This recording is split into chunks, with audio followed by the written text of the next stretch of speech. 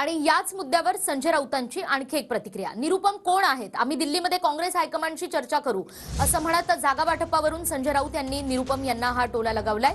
तर ठाकरे गटाला 23 जागा दिल्या तर काँग्रेससाठी काय राहणार अशी प्रतिक्रिया काल संजय निरुपम यांनी दिली होती आणि त्यानंतर संजय राऊत यांनी आज संजय निरुपम यांच्या या वक्तव्यावर प्रत्युत्तर दिलेलं आहे, टोला लगावलाय।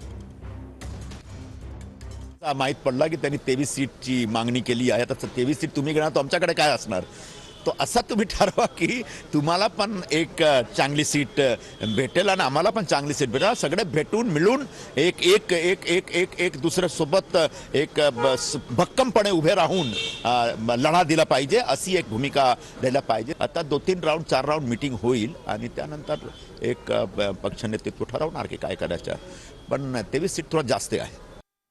जागा लढवणार आपण ठामपणे आधीपासून सांगत आहात। संजय राऊत कोण आहेत ते?